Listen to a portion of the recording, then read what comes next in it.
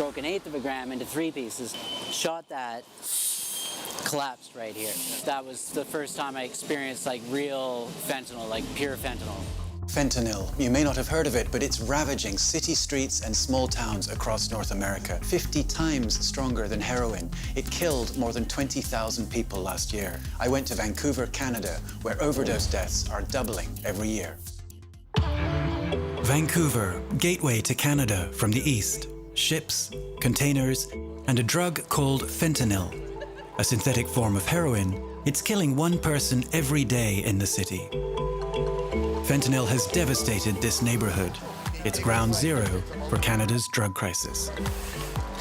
Hi, thank you for having us. Nice to see you. So why are we here in the downtown east side today? So we're here because this alley is one of the 2 biggest alleys for drug use in Vancouver. When fentanyl came in, a lot of people were overdosing in this alley. People would scream from the alley, we need Narcan, we need Narcan, and we'd open up the alley and there'd be an overdose. What is Narcan? Narcan stops overdoses. So let's go take a look. SARA runs an overdose prevention site. So people can use all the drugs on the site. They use down, they use meth. What's down?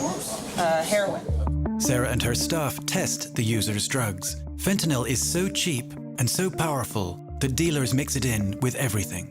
Then it goes out into the street and God knows what people are taking. If it has fentanyl in them, then we would suggest that they use a little at first and more later, or they can make the decision of whether they want to use the drugs at all.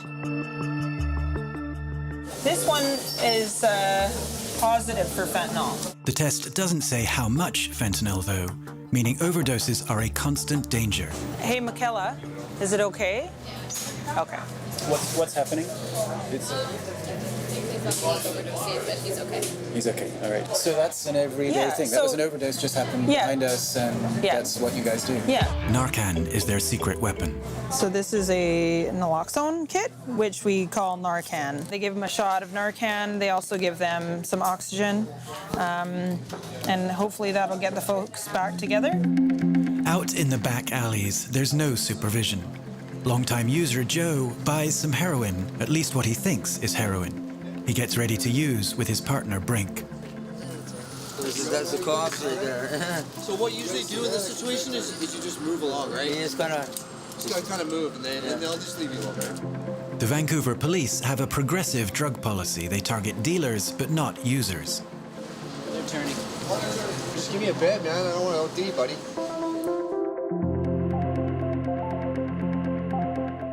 We go see Joe's former partner. Hi, Jeremy. Hey, how are you? It's good to see you. Good to see you. So you've been in the downtown east side for how long? Well, it's been on and off since '91. Yeah. Okay. Yeah, it's been a big part of my life. Yeah. Where are you living now? Right now I live right here at Onsite, which is a second stage facility for recovery. Before that, Jeremy lived on the streets, working around the clock to support his $500 a day habit. Hastings Street is the heart of the downtown east side, where people openly buy and sell drugs and the stolen goods that fund their habits. What kinds of things would you steal?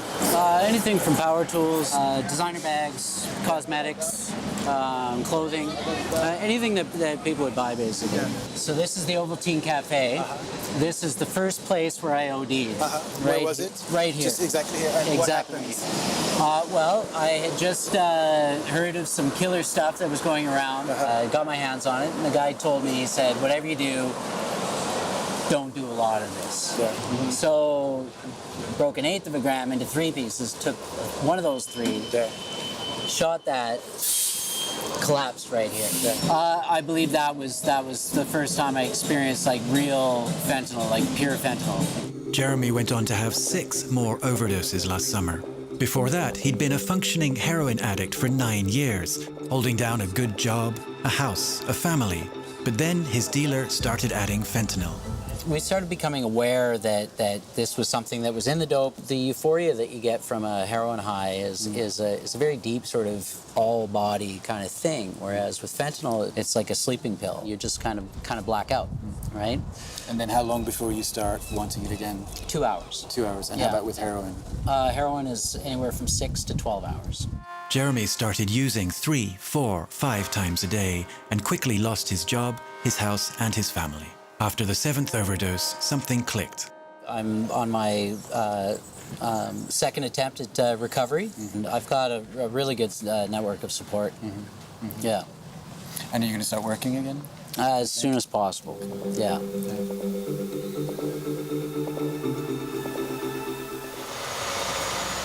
Fire Hall 2 is 2 blocks from Hastings. Its 3 crews are on duty round the clock. They're the busiest in the city.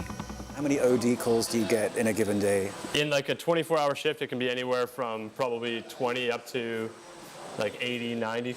We have our Narcan kit in this kit. Basically, it just reverses the effects of the opioid, so it will knock them off those same receptors in the brain and allow the patient to start breathing on their own again. So that's our crew going on. It came in as seizures, but there's a good chance that it might be an overdose. Yeah, perfect. All right.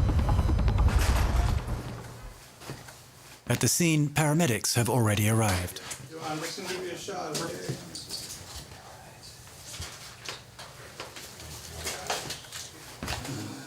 Just give me a few minutes. Just give this sure. Hi.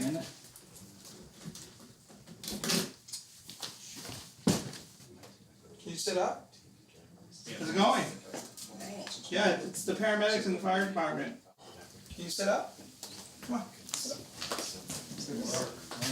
The paramedics aren't sure what the woman took, but fentanyl shows up in more than 80% of overdoses.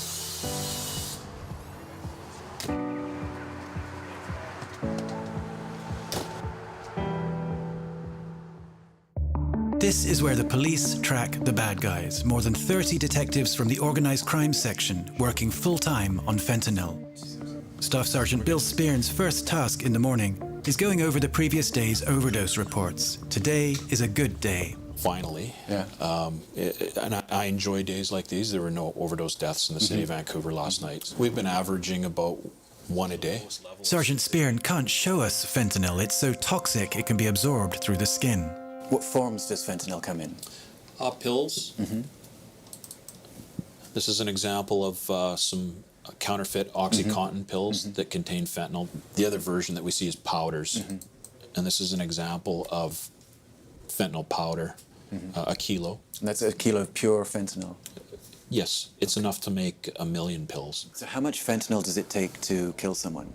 As little as 0.5 milligram. So let's do the math. 0.5 milligram, that means that that's enough to kill 2 million people right there in that bag.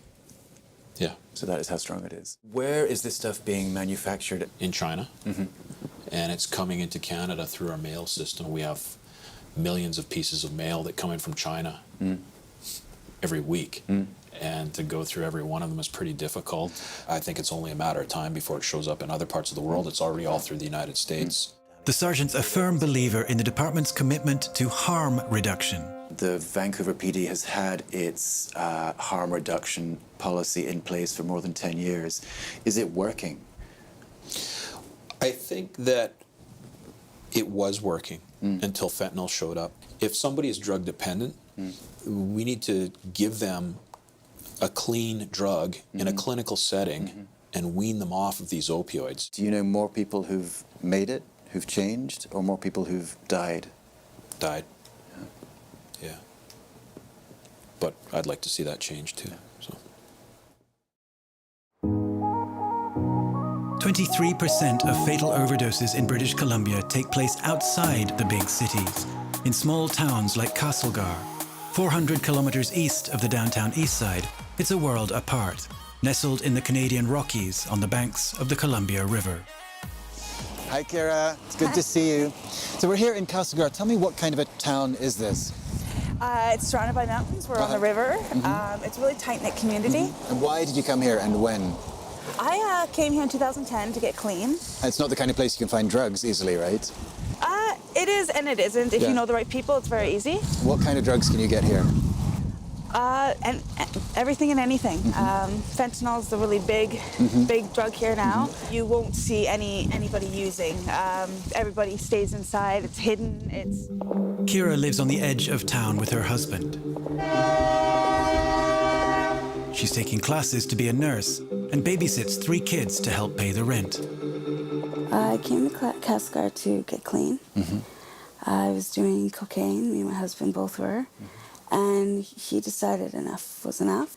Within a week, we found a place, and we did really well. Right away, it's like our craving went away. It didn't last. You're using again? Yes. Yeah. Okay. Yeah. She's using fentanyl. Dara, what was your daily consumption when you started using it? About a point. And now you're using 1 gram a day. That's 10 times more. 10 times more, exactly. They're spending $500 a day on fentanyl. We have a little bit of savings that we've blown through. And that money is running out, right? Oh, yeah, definitely. Do you have a plan? No, I don't. Have you used today? I had used maybe an hour ago. How do you feel right now, an hour after using? I feel normal. You feel normal, pretty good. Do you feel good or just not sick? I just feel not sick. Is it fun? It was at first. And now? Now it's just kind of pathetic, I guess. I mean, half the time we don't get a buzz. We just become unsick. Back in Vancouver, Sarah is getting ready for another busy Saturday. While most of her clients are in their 30s and 40s, she's seeing more and more young people, like Vinny. Vinny is 23. He's been on the downtown east side for a year. I had it injected until I got down here. Yeah. I was snorting it before. There's some really strong stuff out right now that just recently came out. It was getting pretty weak, and you weren't seeing that many ambulances and stuff like there used to be. Like, How about you? Have you ever overdosed? yeah, I think I've hit like 23, but I've been overdosed. I'd say You've overdosed probably- 23 times. Yeah. What are you using today? SARA? Fentanyl. Yeah. So it's pure fentanyl. Why aren't people using heroin anymore? Just because nobody will buy it. Everybody's so addicted to fentanyl and the strength of fentanyl.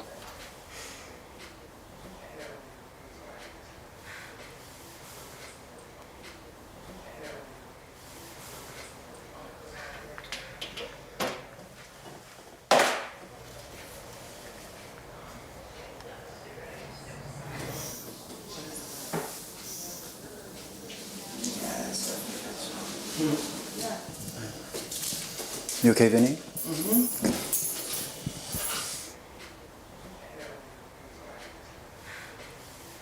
The hard thing is that, you know, when I think of Vinny, I think of my son, and I think of like a young person that has their whole life ahead of them. And You looked away when he was injecting. yeah, I mean, I don't spend a lot of time on the site. I find it's very, I find it more and more difficult. Is Vinny okay right now? Yeah, Vinny's good. Yeah, he's okay. And how can we tell he's not overdosing? He's breathing normally, from what I can see. Hey, Vinny, you cool? Vinny's had 23 overdoses now, he says. What can be done to make sure he doesn't have another overdose? I'd like to be able to be here offering Vinny or people like Vinny safe medication that they won't overdose. Safe medication like heroin or opiates that the government could, that we could get through a system, even someone like me, and then we give them medication that they need. The medication they need, not drugs they want. People like Sarah, who work day in, day out with users, understand that addiction is a problem that has to be managed before it can be cured.